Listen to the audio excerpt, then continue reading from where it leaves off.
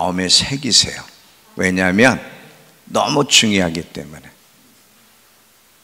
한 1시간 정도 아마 소요가 될 것 같은데, 졸려면 일어나서 듣든지, 절대 여러분 졸지 마시고 잘 들으시기 바랍니다.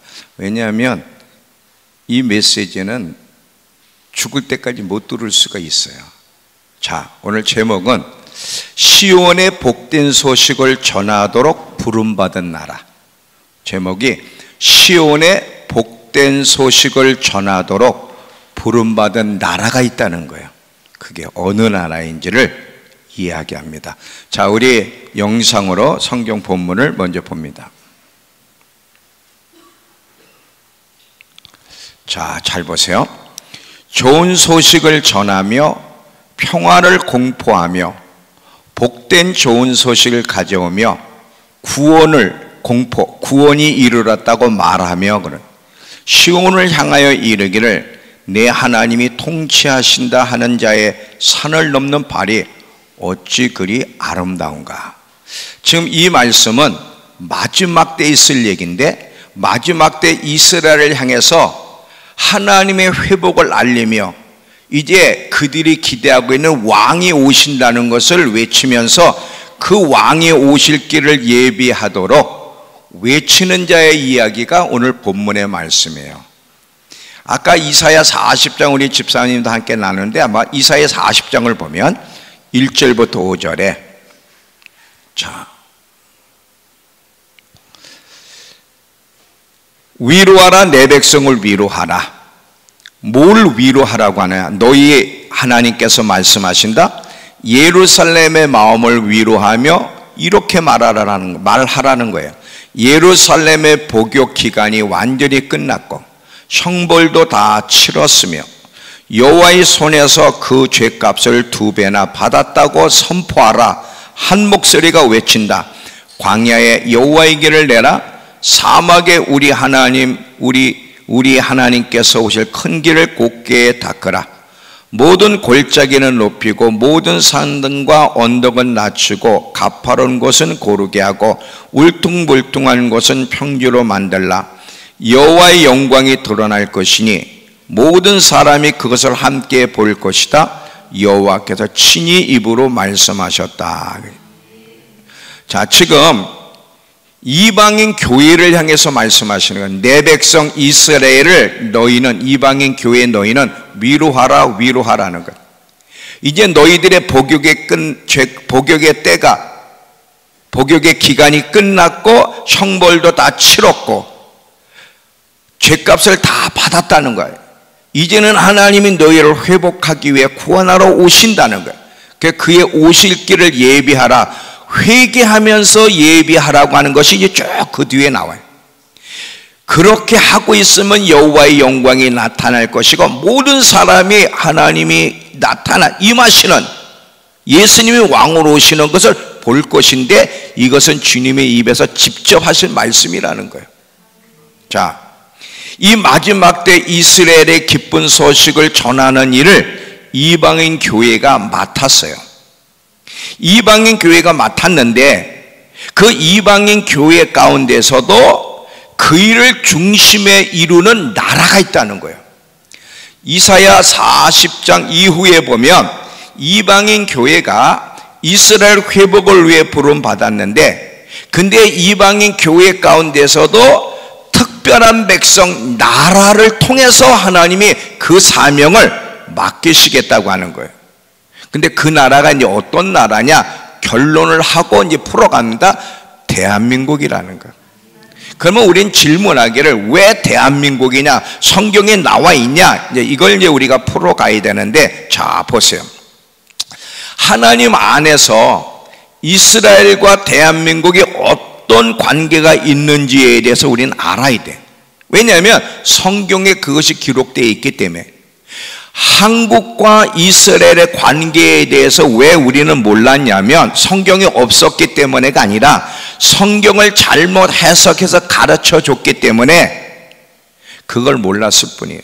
이제 하나님이 마지막 때가 되셨기 마지막 때가 됐기 때문에 이제 그 성경의 진리 비밀을 이제 다 밝혀주시기 때문에 점점 사람들이 알게 되지만, 대한민국을 향한 하나님의 부르심이 분명히 있다는 거야. 특별히 이스라엘을 향해서 이것을 알아야 준비할 수 있어요. 항상 성경은 준비하는 것이 얼마나 중요한지를 강조하는데, 잘 준비하고 있으려면 알아야 돼.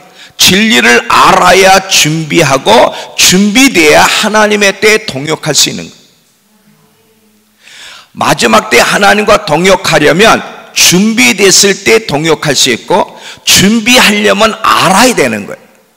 한국과 이스라엘의 관계에 대해서 마지막 때 이방인 교회가 이스라엘을 깨우고 그들을 회개시키고 주 오실 길을 예비케 하는 일에 이방인 교회가 부르심을 받았지만, 특별히 대한민국 교회가 그 중심에 있다는 사실을 여러분 기억하는 것이 굉장히 중요합니다.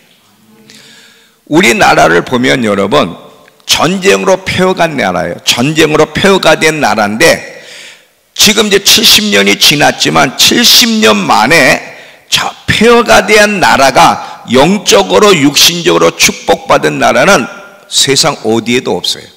이건 모든 사람들이 인정하는 오직 대한민국뿐이라는 거예요. 그러면 대한민국이 지금 여기까지 온 것은, 영적으로 육신적으로 이렇게 축복받은 것은 전적인 하나님의 은혜와 축복 때문인데, 우리가 노력한 것도 물론 있지만 우리의 노력만으로 되는 것이 아니라 전적인 하나님의 축복과 은혜의 결과인데, 그럼 왜 하나님의 대한민국에 유독 이런 은혜를 주셨느냐? 하나님의 깊은 계획이 있기 때문이라는 거예요. 자, 이제 이 부분에 대해서 상세하게 풀어가기 위해서 세 단계로 나눠서 이야기할 텐데 잘 들어보세요. 먼저 첫 번째 단계는 하나님의 구원 계획. 하나님의 구원 계획에 있어서 이스라엘의 위치, 하나님의 이 구원 드라마 속에 이스라엘의 위치와 역할이 뭔지를 먼저 생각하고, 그리고 두 번째로 이스라엘 민족의 구원을 위한 하나님의 방법은 무엇인가를 두 번째로 생각하고, 세 번째는 마지막 때 이스라엘 구원을 위해 대한민국이 부름받았다는데, 그 부분에 대해서 세 번째 이야기하면서 이 전체 스토리를 마치려고 해요. 여기까지는 이해가 되시죠? 정신 바짝 차리고 들으세요. 자, 그러면 하나님의 구원 계획에 있어서 이스라엘의 위치와 역할에 대해서 먼저 이야기합니다. 여러분 반드시 아셔야 될 것은, 이스라엘 민족은요 세상 중심에 위치한 나라예요. 항상 성경에서 얘기할 때 동쪽이다 서쪽이다 남쪽이다 얘기할 때는 이스라엘을 중심에서 북쪽과 동쪽을 얘기하는 거예요. 그래서 이스라엘 민족은 세상 중심에 있는 나라요, 역사의 중심 속에 있는 나라예요. 예수님의 초림과도 관련이 있어요. 여자의 후손, 특별히 이스라엘 여인의 후손에서 났잖아요. 예수님의 초림과도 관련이 있고 예수님의 재림과도 관련이 있는 구원사의 중심에 서 있는 나라가 이스라엘이야. 하나님이 이스라엘 민족을 이렇게 선택하신 것은 그들이 다른 민족보다 뛰어난 뭐가 있어서가 아니라 하나님의 주권적인 선택입니다. 그리고 이스라엘은 하나님의 눈동자와 같은 존재들이에요. 그게 스가랴 2장 8절에 나오잖아요. 이스라엘을 건드리는 것은 하나님의 눈동자를 건드리는 것과 똑같아. 역사 속에서 이스라엘을 건드린 나라치고 하나님의 심판을 받지 않는 나라가 없다는 것을 우린 다 알고 있어요. 그럼 왜 이스라엘을 건드리는 나라치고 하나님의 심판하시느냐? 이 원칙, 이 원리 때문에 그래. 그 원칙이 뭐냐? 창세기 12장 3절입니다. 자, 한번 창세기 12장 3절에 잘 보세요. 너를 축복하는 자에게는 내가 복을 내리고 너를 저주하는 자에게는 내가 저주하리니 땅의 모든 족속이 너로 말미암아 복을 얻을 것이라 하신지라. 여러분 사실이요, 우리 믿음교회가 오랜 시간 동안 연단받은 이유가 뭔지 아세요? 결국 이것 때문에 그래. 이것 때문에. 이스라엘 때문에. MIT도 마찬가지고. 잘 한번 들어보세요. 지금 왜 이스라엘을 건드리면 안 되냐면 하나님이 세우는 원칙이 뭐냐면 아브라함에게 하신 말씀이지만 이스라엘 민족 전체에게 한 얘기예요. 너희를 축복하는 나라는 누구든 내가 축복하고 너희를 건드린 저주하는 사람이든 나라든 그들은 저주를 받을 것이다. 이 하나님이 세우신 원칙에 따라서 이스라엘을 건드린 자는 하나님의 눈동자를 건드린 것과 똑같고 하나님의 심판을 받았다고 하는 것을 우리가 기억해야 돼. 그만큼 이스라엘은 구원 역사 속에, 구원 계획 속에 아주 중요한 위치에 있다는 사실을 기억하셔야 돼요. 이거를 여러분 잘 보세요. 조금 더 제가 더 깊이 이야기할 텐데 예수님의 재림과 연결되어 있는 민족이 이스라엘이 그랬어요. 그러면 예수님이 재림을 하셔야 되는데 예수님이 빨리 오셔야 되는데 여러분 예수님이 빨리 오셨으면 좋겠어요? 좀 늦게 오셨으면 좋겠어요? 솔직하게 아이 여러분답게 얼굴 보니까 이제 먼 나중에 오시지만 지금은 아니라는 사람이 더 많은 것 같아요. 저는요 예수님 오늘도 오셨으면 좋겠어요. 솔직하게 제가 이 땅에 살아가는 이유는 딱 하나예요. 하나님 때문에. 그렇지 않으면 전 살 이유가 없어요. 정말이에요. 이건 매일매일 고백해요. 저의 행복이 있다면 예수님 때문이고 제가 만족하고 기쁨이 있다면 예수님이고 제가 살아가는 이유가 있다면 예수님이고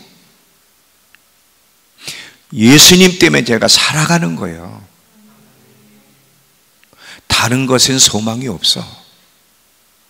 예수님이 정말 오셔야 되는데 예수님이 재림하시려면 이스라엘 민족이 예수를 거부한, 예수를 메시아로 받아들이지 않은, 예수를 거부한 것을 민족적으로 회개해야 돼. 한두 사람이 회개하는 게 아니라 한 공동체가 회개하는 게 아니라 민족적으로 회개를 하고 그 예수님이 바로 그들이 기다리고 있는 메시아여 왕이여 신랑이라는 사실을 깨닫고 받아들일 때 예수님이 오신다는 거예요.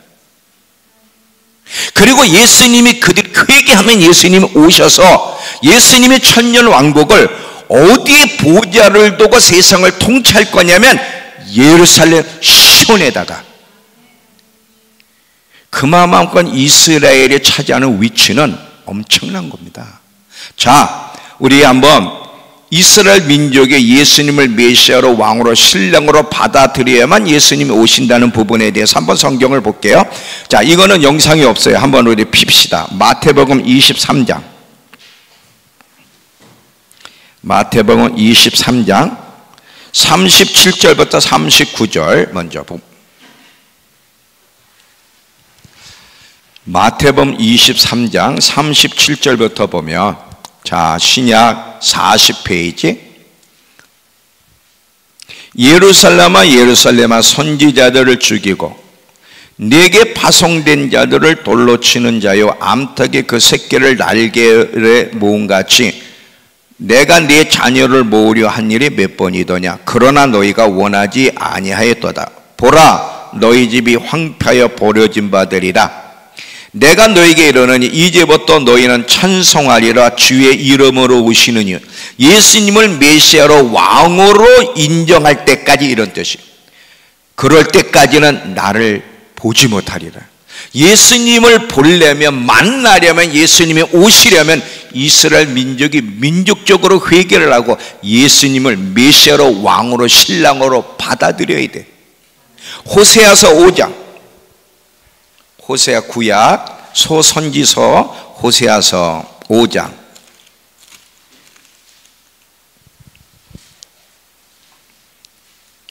15절부터 6장 3절까지. 호세아서는 1260페이지입니다. 이스라엘 백성들 얘기, 이스라엘 백성들이 그 죄를 뉘우치고 예수님을 거부한 죄를 뉘우치고 내 얼굴을, 예수님의 얼굴을 구하기까지 내가 내 곳으로 돌아가리라. 그들이 고난받을 때 나를 간절히 찾는다는 거, 이게 대환란 때 얘기죠. 오라, 우리가 여호와께 돌아가자. 여호와께서 우리를 찢으셨으나 도로 낫게 하실 것이요 우리를 치셨으나 싸매어 주실 것이라. 여호와께서 이틀 후에 우리를 살리시며 셋째 날에 우리를 일으키시리니 우리가 여호와 앞에 살리라. 그러므로 우리가 여호와를 알자. 심써 여호와를 알자. 그의 나타나심은 새벽빛같이 어김없나니 비와 같이 땅을 적시는 늦은 비와 같이 우리에게 임하시리라. 이들이 민족적으로 회개하고 예수님을 부르면 예수님이 반드시 오신다는 것. 그리고 그분이 오시면 어디에 보좌를 두고 세상을 통치하냐면 시온 예루살렘에. 그만큼 이스라엘 민족은 구원사에 있어서 굉장히 중요한 위치를 차지하고 있는 그런 민족이에요. 이런 민족의 지금 반유대주의가 지금 팽창하고 있다고 하는 건 이건 사단의 역사지 하나님의 역사가 아니라는 거예요. 근데 여러분, 불행하게 우리 민족도 어디 편에 서 있는지 아세요? 반유대주의 편에 있다는 게 이게 놀라운 거예요 지금. 자, 이스라엘이 하나님 앞에 어떤 민족인지 그들의 위치와 그들의 역할에 대해서 조금 더 이야기할 테니까 잘 들어보세요. 하나님이 자신의 이름과 자기의 영광을 어디에 두겠다고 계속 반복적으로 이야기하면서 나는 어디에 사는 하나님이라고 얘기하느냐면 이스라엘 예루살렘. 이스라엘에도 도시가 많잖아요. 이스라엘의 예루살렘. 이 예루살렘에 내 이름과 영광을 둘 것이고 세상 사람이 나는 시온에 사는 하나님이라 일컬을 것이며 내가 다시 시온에 돌아와서 거기에 거하고 거기서 통치할 거라는 것을 굉장히 많이 반복해. 자, 이 부분에 대해서 이제 영상으로 한번 쭉 보겠습니다. 대한민국 증평에 오셨으면 좋겠는데 그런 일은 없어요. 자, 잘 보세요. 열왕기상 9장 3절을 보면 솔로몬이 성전을 건축하고 하나님께 기도할 때 이야기해요.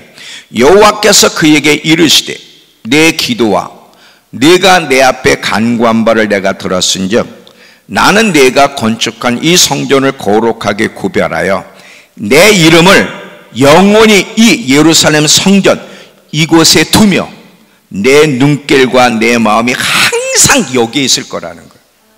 자, 이번에는 열왕기상 11장 36절인데 이거는 솔로몬이 범죄해서 하나님이 그 부하 여로보암에게 나라를 줄 때 다 주지 않고 유다 지파와 베냐민 지파는 이제 그 아들에게 주는 이야기하는 중에 이 얘기라는 거예요. 잘 보세요. 그 아들에게는 내가 한 지파를 주어 내가 나를 위해 내 이름을 두려고 택한 도시 예루살렘이야.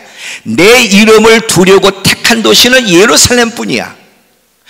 그 솔로몬이 범죄에도 이 약속은 그대로 이루어지는 거야. 내 종 다윗에게 등불이 항상 내 앞에 있게 하리라 그랬어요. 이번에는 예레미야 33장 9절.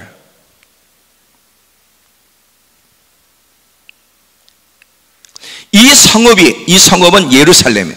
예루살렘이 세상 열방 앞에 나의 기쁨의 이름이 될 것이며 찬송과 영광이 될 것이요 그들은 내가 이 백성에게 베푼 모든 복을 들을 것이요 내가 이 성읍 예루살렘에 베푼 모든 복과 모든 평안으로 말미암아 세상은 두려워 떤다는 거지. 예루살렘이 열방 앞에서 하나님의 기쁜 이름이 될 거라는 거예요. 이번에 시편 68편 16절을 보시면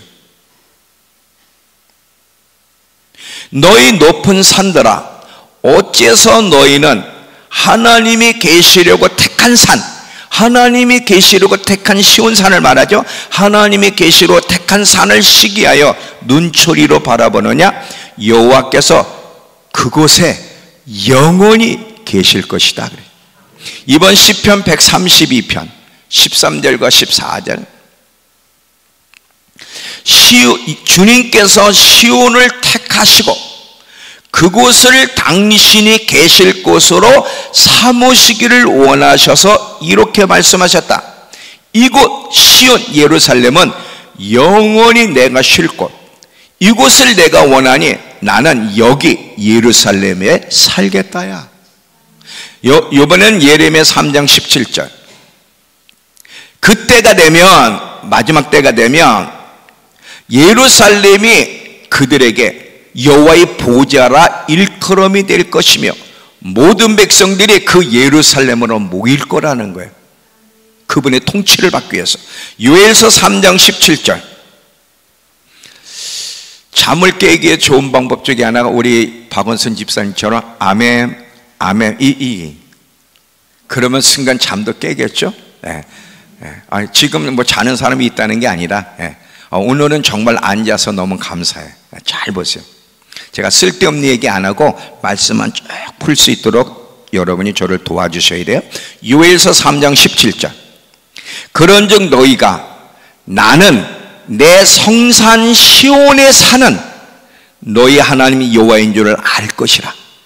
예루살렘이 거룩하리니 다시는 이방 사람이 그 가운데로 통행하지 못하리라. 내 성산 시온에 사는, 예루살렘에 사는 하나님이라는 것을 모든 사람이 알게 될 거라는 거예요. 이번엔 스가랴 8장 3절. 여호와가 이같이 말하노라. 내가 시온으로 다시 돌아온다는 거야. 시온에 돌아와 예루살렘 가운데 거하리니 예루살렘은 진리의 성읍이라 일컫겠고 망군의 여호와의 산은 성산이라 일컫게 되리라. 여러분, 이렇게 성경은 예수님이 다시 예루살렘에 오셔서 거기에 보좌를 더 통치하시며 예수님은 시온에 사는 분이라는 것을, 나는 다시 시온으로 돌아와 거기에 거하며 살 거라는 걸 이렇게 많이 반복했는데 왜 우리는 이 부분에 처음 듣는 것처럼 느껴질까? 이 대체 신학 때문에 이걸 전부 다 교회로 풀어버렸어요. 이건 다 교회 얘기야. 교회, 우리 얘기야. 아니에요. 이스라엘이 하나님께 갖는 가치와 위치와 역할, 특별히 예루살렘이 어떤 존재인지를 잘 알아야 돼. 이 하나님의 약속이 실제로 이루어지도록 하나님 우리에게 계속 중보를 요청하셨죠. 그게 이사야 62장인데 한번 보겠습니다.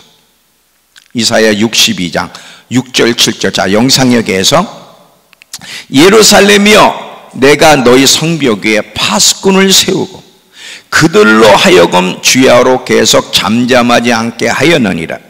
너희 여호와로 기억하게 하시는 자들아 너희는 쉬지 말며 또 여호와께서 예루살렘을 세워 세상에서 찬송받게 하시기까지 그러시지 못하시게.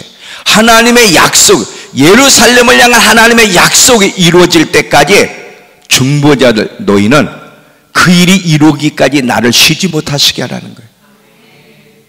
반드시 이 일이 이루어질 거고 이루어져야 되는 거예요. 그러면요, 잘 보세요. 이렇게 이스라엘, 예루살렘이 하나님 앞에 가지고 있는 위치와 가치가 어마어마한데, 그런데 우리가 알다시피 이스라엘은 아직 예수님을 메시아로 받아들이지 않고 있고 하나님께 돌아오지 않고 있어요. 그들이 하나님을 섬기는 선민이라고 말을 하지만 중심으로 아직 하나님께 돌아오지 않고 있다는 거예요. 그들이 중심으로 돌아오게 하려면 이제 어떻게 해야 되는지 이제 두 번째 단계 이야기할 건데 아직 돌아오지 않고 있다는 거예요. 여러분, 지금 여러분 텔아비브가 옛날엔 수도였다가 지금은 예루살렘을 옮겼는데 텔아비브에 가면 지금 어떤 일이 벌어지는지 아세요? 세계 최대의 동성애 축제라고 하면 이거 말이 안 되는 동성애 축제가 텔아비브에서 벌어져요. 매년 세계 최대의 동성애 모임이 텔아비브예요. 그리고 성적 타락은 물론이고 마약과 좀비들, 미국에서나 요즘 보는 막 마약과 좀비들이 얼마나 많은지. 이스라엘을 가보면요, 이들이 정말 선택받은 민족인가 할 정도야. 그들은 아직 하나님께 안 돌아오고 있어요. 겉으로는 선민일지 모르지만 속은 아직 아니에요. 자, 첫 번째는 구원 역사에 있어서, 하나님의 구원 계획에 있어서 이스라엘 민족이 가지고 있는 위치와 역할에 대해서 이야기했으면, 이제 두 번째, 그러면 이 이스라엘 민족으로 주님께 돌아오게 하는 방법, 그들을 구원하실 하나님의 방법은 무엇인가? 이게 이제 두 번째. 지금 이해들 다 하고 계시죠? 어렵지 않죠? 자, 이스라엘로 하나님께 돌아오게 하는 방법은 크게 두 가지예요. 먼저는 이방인의 수가 찰 때까지 하나님이 이스라엘을 완악하게 내버려 두시고, 이스라엘 민족을 완악하게 내버려 두시는 이유는 그 일로 이방인들이 구원, 하나님의 구원 안으로 들어올 수 있도록 이방인의 수가 차기까지는 하나님이 그들을 완악하게 허락하신다는, 이게 첫 번째 하나님의 계획이에요. 자, 이 부분에 대해서 로마서 11장 25절에 이렇게 얘기합니다. 자, 형제들아, 너희가 스스로 지혜 있다 하면서 이 신비를 너희가 모르기를 내가 원하지 아니하노니, 이 신비는 이방인의 수가, 이방인의 충만한 수가 들어오기까지, 차기까지 이스라엘의 더러는 우둔한 게 된다는 거예요. 하나님의 구원 스토리 속에 이방인들이 구원받기 위해서 먼저 이스라엘이 우둔하게 돼. 이스라엘의 우둔함을 통해서 그 구원이 이방인들에게 흘러들어가도록, 그 충만한 수가 차게 되면, 이제 두 번째, 이 이방인들로 하여금 이스라엘에게 복음을 전하여 그 이스라엘 민족으로 회개하여 예수를 메시아로 받아들여 그들을 회복하게 하셔서 이방인과 유대인이 주님 안에 하나가 되게 하는 것, 이게 구원 스토리예요. 그런데 이 이방인들이 어떻게 해야 되느냐면, 이 이스라엘을 돌아가게 하시는 방법은 시기케야 돼. 단순히 예수 믿는 거 가지고는 아니에요. 시기케야 되는데, 이 시기케 한다는 게 뭔지는 이제 뒤에 가서 이야기할 겁니다. 자, 로마서 11장 11절에서 12절을 보시면, 자, 보세요. 그들의 허물, 이스라엘 허물 때문에 구원이 이방 사람에게 이르렀는데, 이것은 이스라엘에게 질투하는 마음을 일어나게 하려, 이방인의 구원과 하나님의 역사를 보고 그들로 질투하는, 시기케 하는 마음을 불러일으키기 위해서라는. 근데 아직 그런 마음은 이스라엘은 안 일어나고 있습니다. 이스라엘의 허물이 세상의 부요함이 되고, 이스라엘의 실패가 이방 사람의 부요함이 된다면, 이스라엘 전체가 바로 설 때, 이스라엘 민족이 회복될 때는 그 복이 얼마나 엄청나게 하느냐는 거예요. 여기서 이스라엘 민족 전체가 구원받는다는 것은 지금 이스라엘 민족 전체가 아니라 남은 자 전체, 남은 자.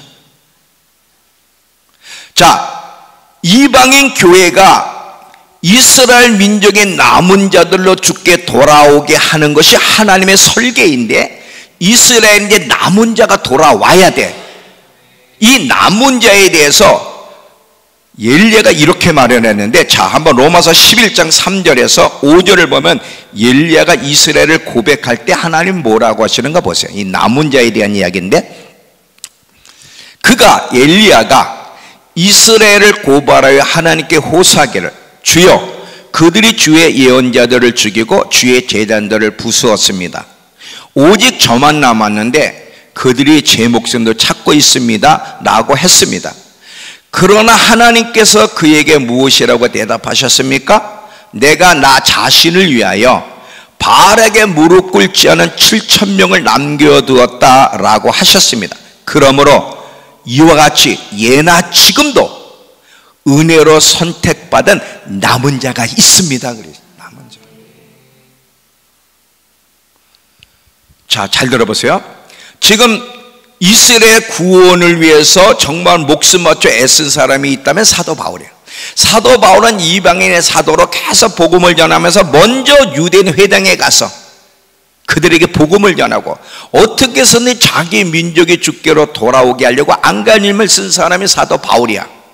그런데 이 사도 바울이 하나님의 구원 스토리를 깨닫고 자기의 부르심이 얼마나 영광스러운 부르심인지를 깨달아. 지금 이스라엘 민족이 주께로 돌아와야 되는데 이스라엘 민족을 위해서라면 내가 저주받아도 나는 그렇게 받겠습니다라고 말할 정도로 자기 민족의 구원에 목숨을 바친 사람인데, 근데 사도 바울이 뭘 깨닫느냐면 자기 민족을 구원하는 일은 이방인들이라는 걸 알았어. 이스라엘의 완악함으로 말미암아 복음이 이방인에게 전해지고, 근데 이방인의 복음을 전하도록 부름받은 사람이 사도 바울이야. 그 이방인의 수가 차면 이 이방인들이 다시 이스라엘에게 복음을 전하여 이스라엘 남은 자 전체가 주께로 돌아오게 하는 것이 하나님의 구원 스토리야. 그러면 이 구원 스토리 속에서 이방인의 사도로 부른 자기가 얼마나 영광스럽고 중요한 부르심인지를 깨달은 거야. 이걸 안 사도 바울이 빨리 이방인의 수가 채워지기까지 그렇게 목숨 바쳐 막 전 도시를 다니면서 이방인들을 깨우려고 안간힘을 쓴 거지. 그러면서 계속 당부한 게 뭔지 뭔지 아세요, 여러분? 그 이방인들에게 아무쪼록 너희를 구원시킨 거는 그걸로 끝나는 게 아니라 내 백성 이스라엘을 시기케 하여 그들도 구원시키는 것이 하나님의 뜻이니 아무쪼록 내 백성을 시기케 하여 그들도 주께 돌아오도록 너희가 힘써다오 계속 부탁하고 당부해. 로마서 11장 13절에서 15절 이제 그 말씀이 이건데, 자, 내가 이방인인 너희에게 말하노라. 내가 이방인 사도인 만큼 내 직분을 영광스럽게 여기노니 이는 혹 내 골육을 아무쪼록 시기하게 하여 그들 중에 얼마 남은 자를 구원하려 함이라. 자, 여러분, 계속 진행하기 전에 여기까지 소화가 됐어요? 밥 잘 먹었습니까? 영적인 밥 잘 드셨죠? 더 진행해 가도 되겠습니까? 안 된다 그래도 저는 진행할 겁니다. 자, 여기 보세요. 잘 봐요. 다시 한번 이야기하지만 이스라엘 민족의 회복은 이방인 교회에 우리에게 달려있다는 것을 잊지 마세요. 마태복음 24장 14절에 보면 이 천국 복음이 모든 민족에게 증언되게 하여 온 세상에 전파되고 그리고서 끝이 온다 그랬는데, 복음이 시작이 이스라엘에 시작해서 복음이 전 세계로 돌아 어디에서 끝나야 돼? 이스라엘에서 끝나는 것이 하나님의 구원 스토리예요.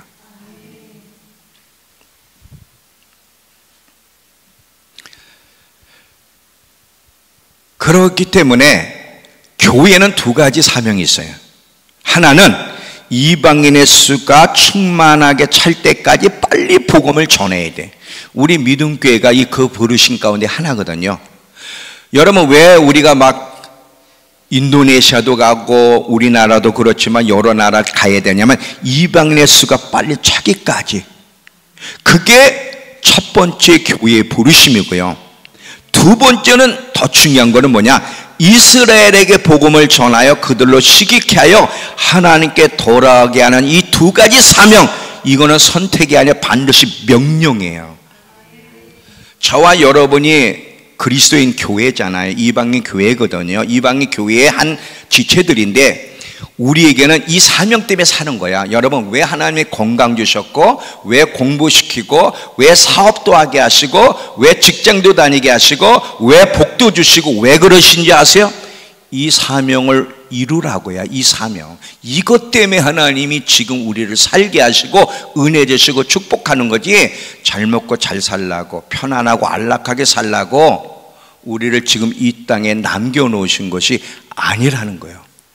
이방인의 수가 충만히 차는 것과 이스라엘 민족이 주께로 돌아와 예수님이 재림하셔서 주님의 통치, 하나님의 나라가 이루어지는 것, 이것을 위해서.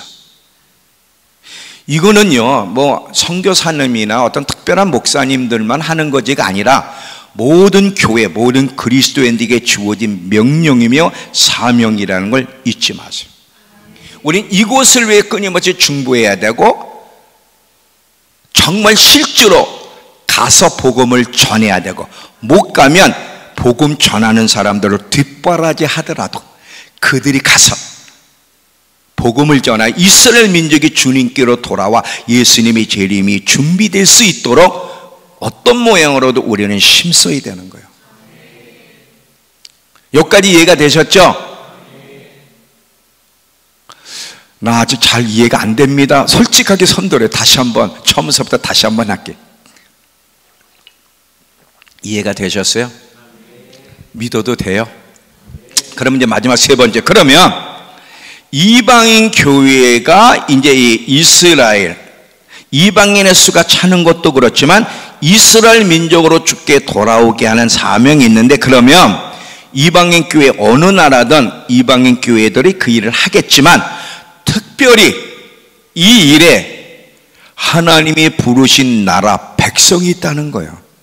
그게 성경이 기록되어 있습니까? 그렇습니다. 그럼 그 나라가 어떤 나라야? 코리아, 대한민국이에요. 이게 놀라운 거야. 그러면 왜 코리아 대한민국인지를 지금부터 이제 쭉 이야기할 테니까 자, 잘 들어보세요. 이 얘기를 하기 위해서는 먼저 로마서 10장에서 10장 16절에서 18절을 봐야 되는데, 자, 이런 말씀이 나옵니다. 그러나 그들이 이스라엘 민족이 다 복음에 순종치 아니하였도다.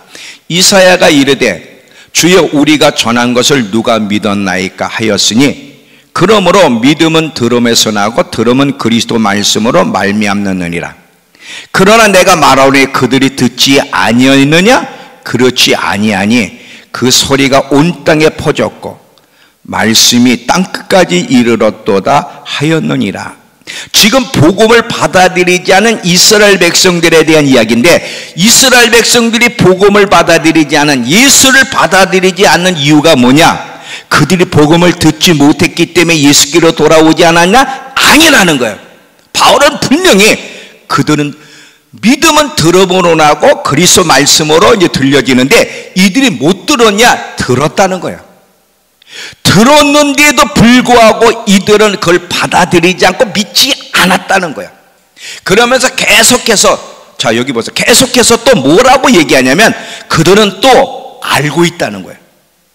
성경에 또 알고 있는 부분이 있어. 모세오경에 어떤 말씀이 기록되고 있는지를 그들은 알고 있는데, 자 로마서 10장 19절에서 21절을 보면 이렇게 또 말씀이 기록되어 있어요.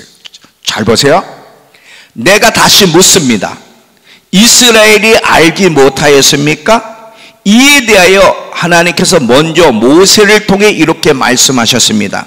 나는 내 백성이 아닌 사람, 어떤 나라, 민족을 얘기하는 거예요. 내 백성이 아닌 사람들로 너희의 질투심을 일으키고 미련한 백성들로 너의 분노를 자아내겠다고 이미 신명기 모세의 노래에 나와 있다는 거예요. 자 여기 보세요. 이스라엘이 복음을 받아들이지 않고 예수를 받아들이지 않은 것이 그들의 기쁜 소식을 못 들었기 때문에가 아니라는 거예요.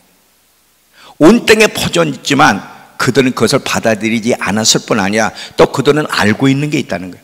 이미 모세 신명기에 보면 마지막 때 이스라엘 백성들이 우상 숭배하여 하나님을 시기케 하여 하나님을 질투케 분노를 일으켰기 때문에 하나님이 내 백성이 아닌 자들, 미련한 자들로 예수를 믿게 해서 그들 때문에 이스라엘이 분노하도록 주께로 돌아오도록 계획하고 설계했다는 거야. 그들은 그 말씀도 알고 있다는 거야. 근데 안 받아들인다는 거야.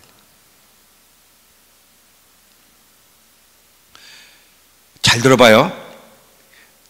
내 백성이 아닌, 다시 말하면 미련한 백성들로 예수를 믿고 그들로, 그게 어느 나라인지는 이제 뒤에 가서 그들로 이스라엘을 화가를 치밀게, 그런데 그들로 치밀게 하는 건 그들이 시기할 만한 뭐가 있어야 치밀어 올라오는 거야. 그렇게 해서 주께로 돌아오게 하겠다는 말씀이 이미 있다는 거야. 그러면서 또 이사야 20절엔 또 뭐라고 그러는지 잘 보세요.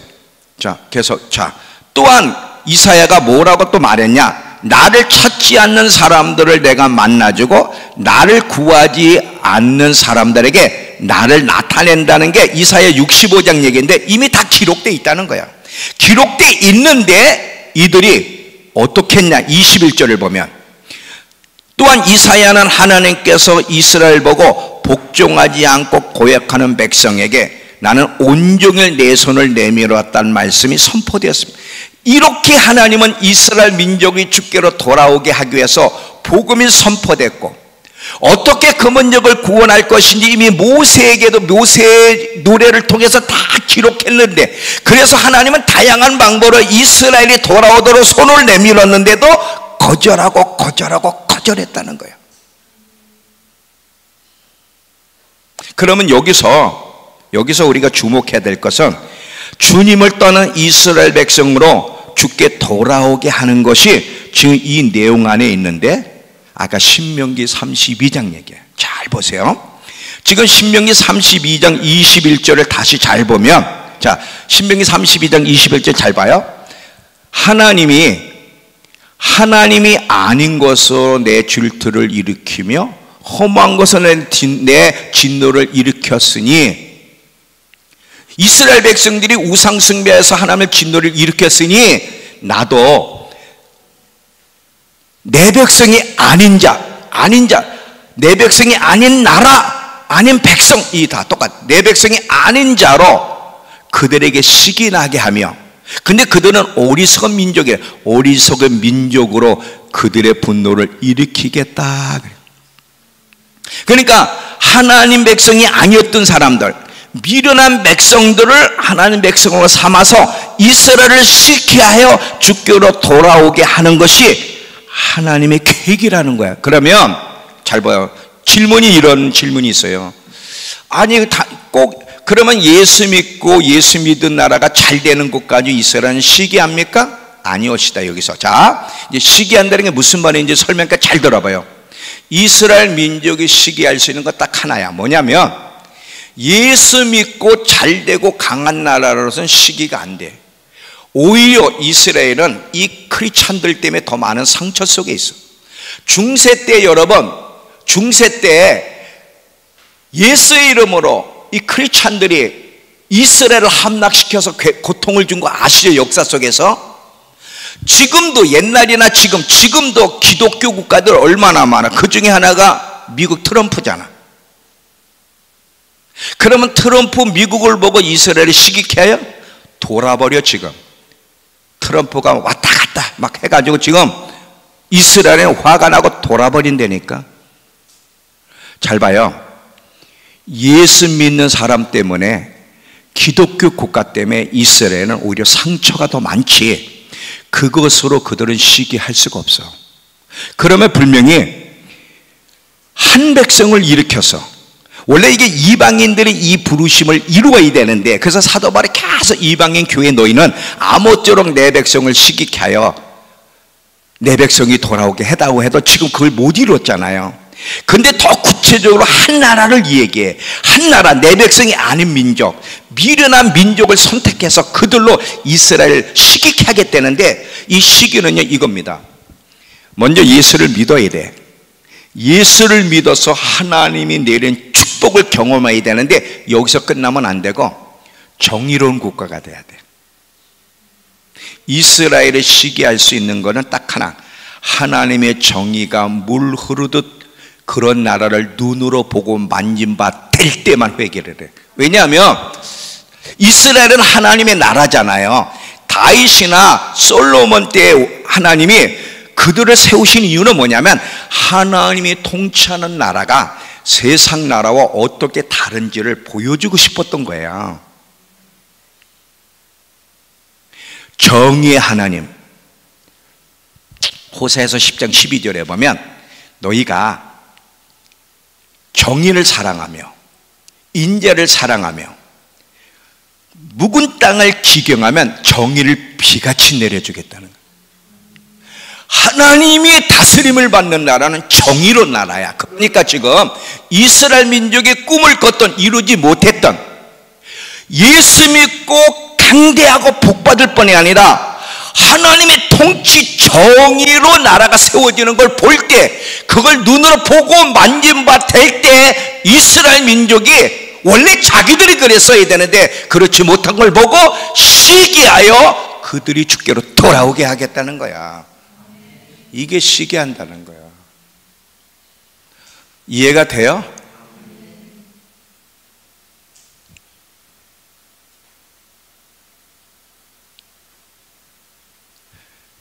역사 속에 크리스찬들은 이스라엘을 시기케 하는 데 실패했어요. 지금 마지막 때잖아. 물론 시기케 할 시간은 있지만 언제? 근데 이방 교회도 유독 한 나라를 지목하면서 그 나라가 시기케 할 거라는 거야. 그러면 여기서 내 백성이 아닌 미련한 백성이 도대체 구체적으로 어느 나라냐는 거야. 코리아. 왜 코리아인지를 제가 이제부터 설명하니까 잘 들어보세요.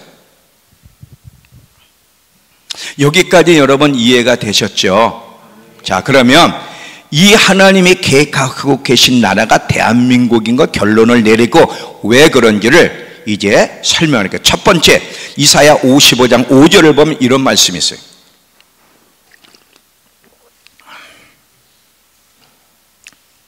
보라, 내가 알지 못하는 나라를 내가 부를 것이고 너를 알지 못하는 나라가 내게 달려올 것은 여호와 내 하나님 곧 이스라엘의 거룩한 이로 말미암음이니라.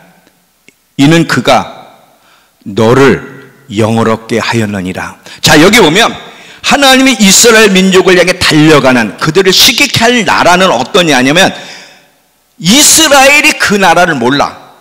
그 나라도 이스라엘을 몰라. 특징이 잘 봐요. 지금 다시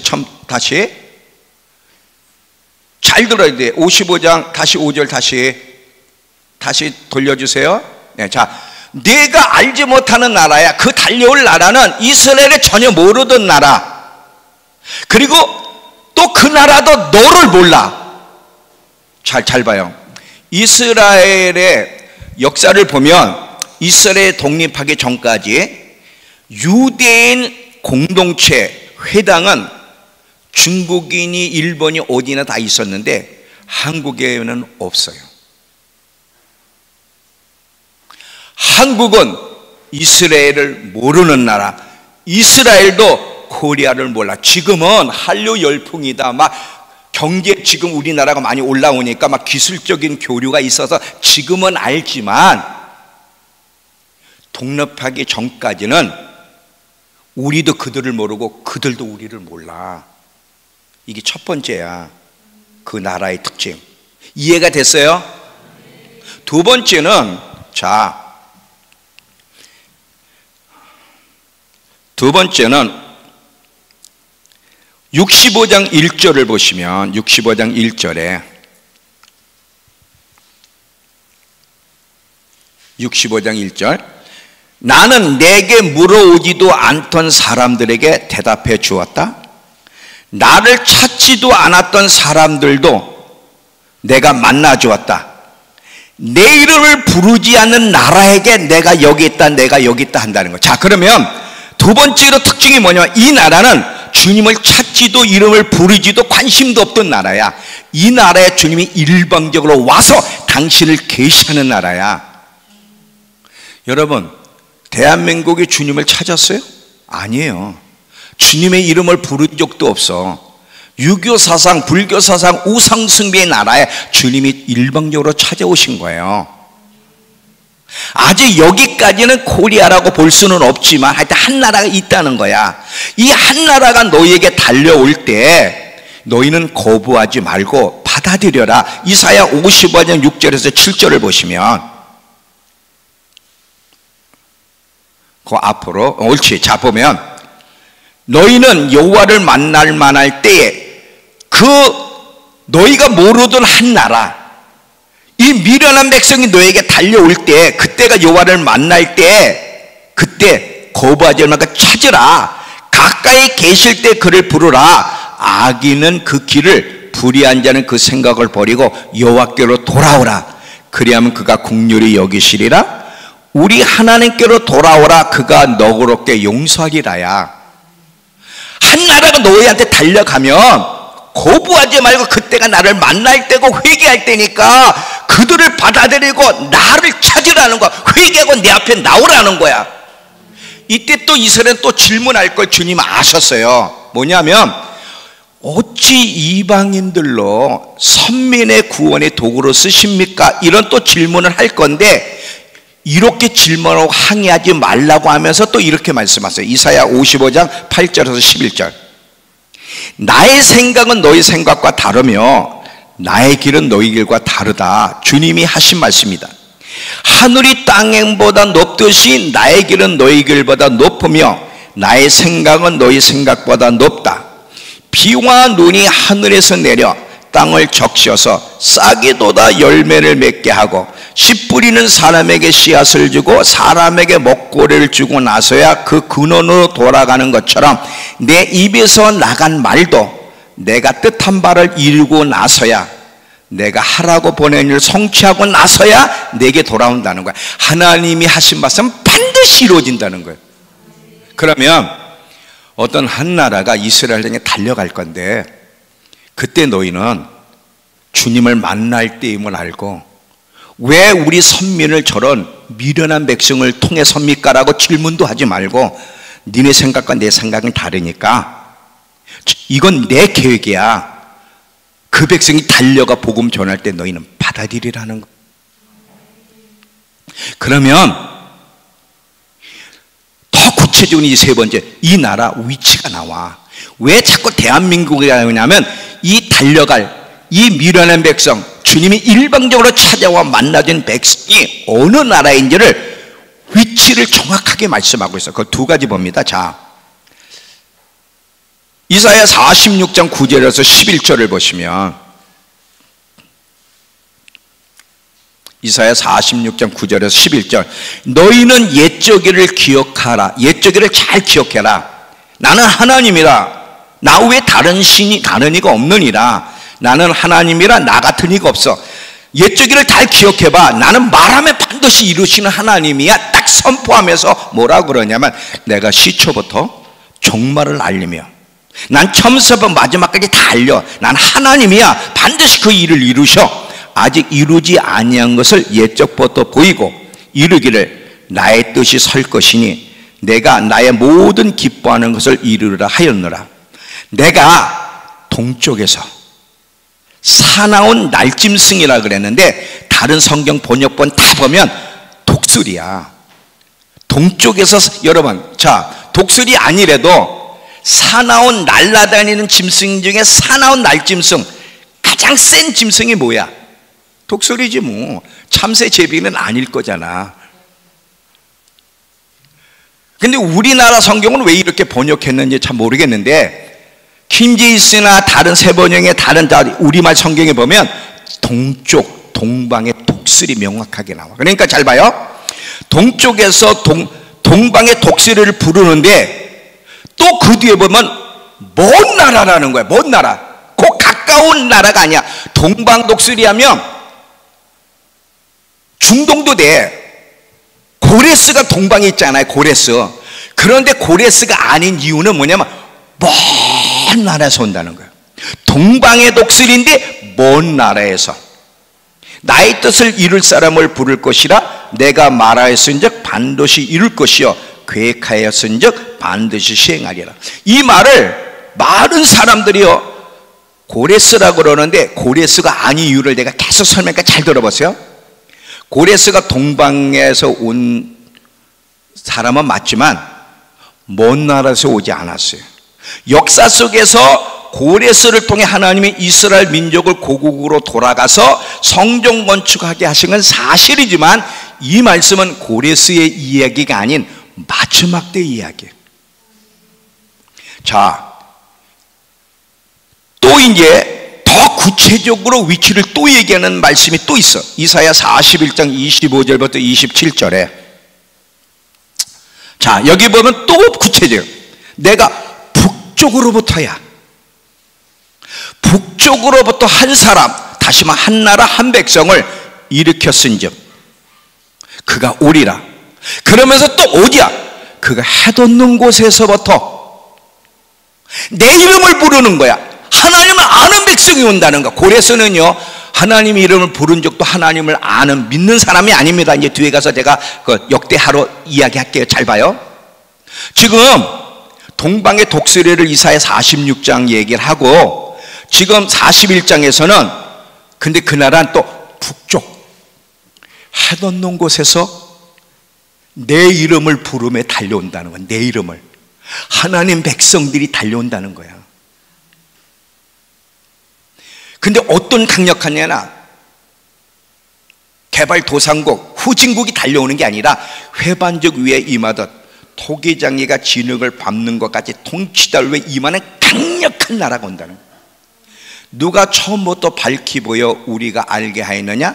또 이전부터 밝히 보여 우리가 그분은 의로우시다 하게 하였느냐? 참으로 보여주는 자도 없고 참으로 밝히 알려주는 자도 없으며 참으로 너희 말을 듣는 자도 없도다. 처음이신 이가 시온에 이르기를 보라, 그들 북쪽 동방에서 오는 독수리 그들을 보라 하리라. 내가 좋은 소식을 가져오는 자를 예루살렘에 주리라. 지금 여러분, 이것도 사람들이 고레스라고 그러는데 이 말도 고레스가 아니야. 고레스는 동방의 정복자로 왔지만 북쪽 해돋는 곳에서 온 사람이 아니고 주님의 이름을 부른 사람도 아니야. 자, 역대하 보면 역대하 36장 23절에 고레스가 이스라엘 백성을 조국으로 돌아가라고 하면서 이런 말을 해요. 바사왕 고레스가 이같이 말하노니 하늘의 신 여호와께서야, 그는 하나님을 모르는 사람이야. 하늘의 신 여호와께서 세상 민족을 내게 주셨고 나에게 명령하여 유다 예루살렘에 성전을 건축하라 하셨나니 너희 중에 그 백성된 자는 다 올라갈지어다. 너희 하나님 여호와께서야, 나의 하나님 여호와께서 너희를 보내신다가 아니라 너희 하나님 여호와께서 함께 하시기를 원하노라야. 고레스는 하나님의 이름을 부르는 하나님 백성이 아니야. 하나님이 쓰셨지만.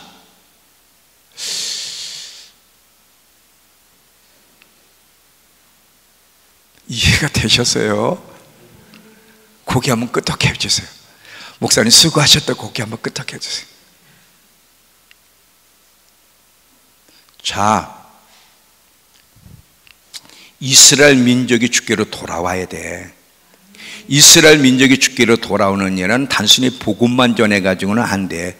그들 성경 지식 더 많이 알고 있어요. 그러면 이스라엘 눈으로 보고 만진받아야 돼. 누구? 하나님을 믿는, 예수를 메시아로 받아들인 민족 가운데 하나님의 축복 가운데 강력할 뿐이 아니라 하나님이 통치하시는 샬롬의 나라, 정의로운 나라가 이루어지는 걸 그들이 볼 때 그 민족이 달려가야 그들이 시기라고 우라통이 터져서 회개한다는 거야.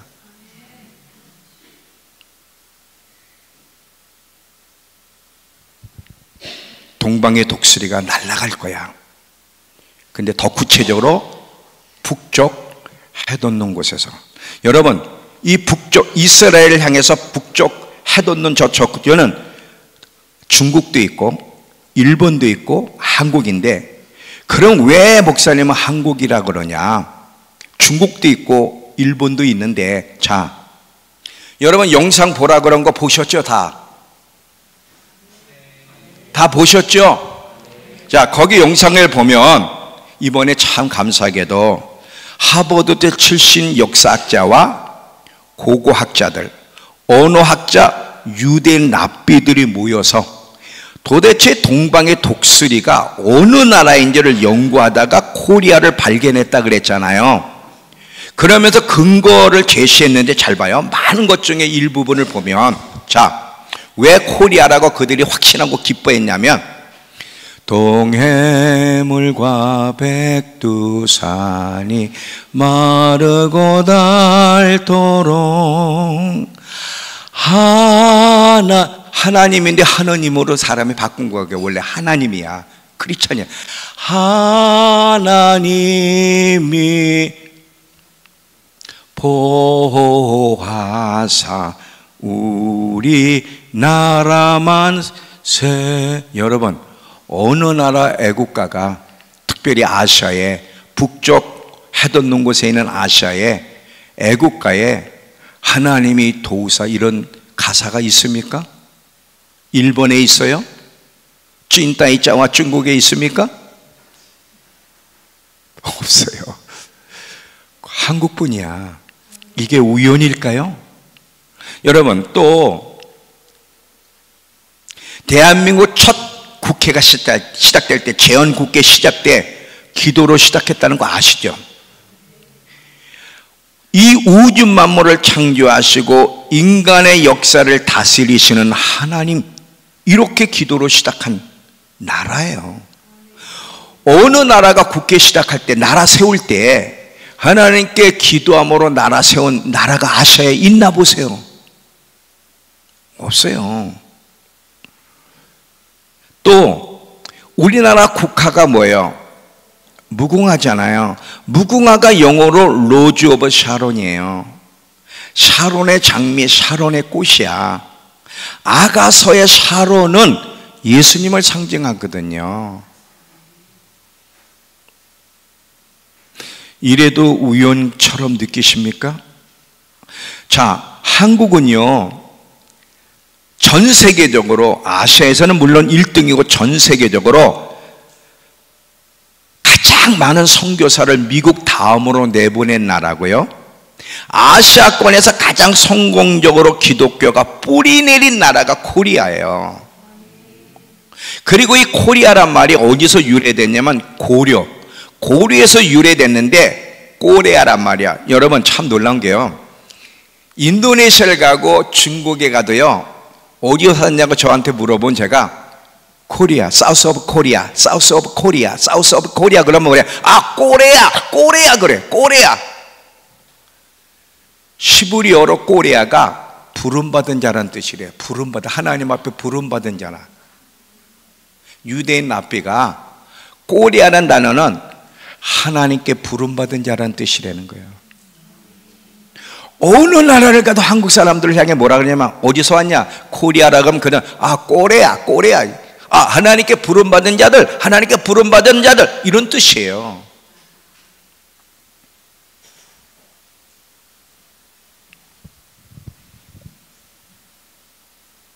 지금도 이스라엘 가보면요, 한국 선교사들이 아마 가장 많을 거래요. 이런 게 다 우연일까요, 이게? 아시아의 어느 나라가 이런 나라가 있어요? 초림 때도 동방의 박사들이 오게 해서 이스라엘로 하여금 예수님의 초림을 준비시켰던 것처럼, 마지막 때도 동방의 독수리, 북쪽 해돋는 곳 코리아라는 동방의 독수리를 불러내서 이스라엘을 회개케 하여 예수님의 재림을 준비시킬 겁니다. 그러니 여러분, 이 정도만 보면 충분히 성경에 기록되는 동방의 독수리가 코리아라는 것을 그냥 자연스럽게 알 수 있잖아요. 성경에 코리아라는 나라가 기록되어 있다는 것이 기가 막힌 거예요. 이걸 보면요, 하나님의 말씀은 반드시 이루어지지 않고는 돌아가는 법이 없다 그래서. 열풍뿐만 아니라 지금 이 조선도 막 미국에서 막 도와달라고 할 정도, 최강의 미국도 이 조선 한국을 의지할 정도로 기술력이라 모든 것 최고야. 아까 북쪽 해돋는 곳, 북쪽 해돋는 곳에서 나오는 나라는 막 짓뻗는 나라, 강력한 나라라고 그랬잖아. 대한민국 통일되고 강력한 나라, 정의, 그것도 정의가 다스려야 돼. 정말 정의가 다스리는 나라가 가려면 정직한 사람, 삶으로 보이는 사람이 그 일을 할 수 있지. 항상 것이고, 이스라엘이 시기할 수밖에 없는, 우라통이 터지게 하는 나라가 되고 그들을 주께로 돌아오게 하는 일에 반드시 코리아를 쓸 겁니다. 그런데 여러분, 저는 상상해 봅니다. 근데 이런 상상이 뭐 억지일까요? 동방의 독수리가 이스라엘 향해 탁 날아가는데 그 선두 그룹의 믿음교회가 날아가면 얼마나 좋을까? 꿈인가? 꿈깨? 저는 상상을 합니다. 하나님께, 하나님, 상상을 해봐. 동방의 독수리들이 교회가 확 이스라엘 향해 달려갈 건데 그 선두에 믿음교회가 있으면, 이것 때문에 지금까지 이렇게 죽어라고 연단시킨 거예요. 이 부르심을 이루어가려고. 근데 이 부르심 앞에 지금 생각들이 다 다른 데로 가 있어. 지금이 주님께 집중하고 말씀에 집중하고 지금이 어느 때인지 하나님이 어떤 일을 행하시려는지 이거에 집중을 해야 되는데 너무 안타까워 죽겠어 지금. 믿음교회가 반드시, 여러분, 우리 믿음교회가요, 전 교인이, 할머니들 빼고 전 교인이 이스라엘 갔다 온 이유가 이게 우연일까요? 이 시골에 사는 사람들이 죄송해요. 시골에 사는 사람, 뭐 돈이 몇 푼이나 있다. 시골에 사는 사람들이 다 이스라엘 갔다 왔단 말이지. 이게 어떻게 우연이야 지금? 뭔가 하나님이 우리에게 보여주시고 우리에게 말씀하는 게 있잖아 지금. 우린 성지 순례하러 간 게 아니야. 마지막 때에 주님의 재림할 그 장소를 가서 재림 신앙을 불붙기 위해서 우리가 갔잖아요. 하나님 우리 믿음께 하시는, 말씀하고 계시는 게 있다니까. 여러분 귀 기울여 들어보세요. 귀 기울여 들으려고 하면 들을 수 있습니다. 저는 매일 상상을 해봐. 동방의 독수리, 저 선두 뭐라는 게 있던데, 선두주자에 우리 믿음교회가 확 이스라엘 향해 날아가면 이렇게 사는 사람에게 복도 주시고 건강도 주시고 재정도 주시는 거지. 입속에 들어가는 사람은 안 줄 거라고 생각해. 입속에 자기만 생각하는 사람은 이건 잘 돼도 안 되는 거야. 이거는 하나님의 나라, 이스라엘 깨워서 예수님의 재림을 준비시키는 이 비전과 열정을 가진 자에게 건강도 주시고 재정도 주시고 성공하게 하시는 거지. 자기를 위해 사는 사람에게 하나님이 왜 열어주셔? 오히려 망하는데. 그럴 수는 없는 거예요. 자, 결론이에요. 이해가 되셨죠? 여러분, 우린요 전해야 돼. 참 놀라운 게 한국교회가 이런 부분을 전혀 모릅니다. 많이. 왜냐하면 잘못된 이 대체신학 때문에 의외로 기독교인들 가운데, 주의 종들 가운데 이스라엘에서 부정적인 생각 가진 사람 굉장히 많아요. 우리 교회 한때 다녔던 분이 있잖아요. 얼마나 그리스도인들이, 교회가 이스라엘의 이게 깨어나야 돼.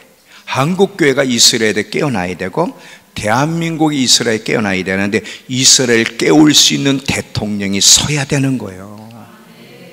그래서 여러분 기도할 때 그런 사람이 나라의 지도자가 될 수 있도록, 그리고 한국교회가 이제는 이스라엘에 대해서 깨어날 수 있도록, 그리고 여러분이 이런 지식들을 크든 작든 자꾸 전해서 깨우는 일을 우리가 힘써야 되는 거예요. 이해가 되셨죠? 동방의 독수리, 이제는 날아가야 될 때가 가까웠어요. 왜 이걸 알아야 돼? 알고 준비해야 하나님의 때에 날아갈 수 있는 거니까. 이 비전을, 이거는요 제 머릿속에 나온 비전이 아니에요. 성경에 있는 분명한 예언입니다. 확실히 붙잡고 준비할 수 있는 우리 모두가 되길 축원합니다. 다 같이 일어나세요.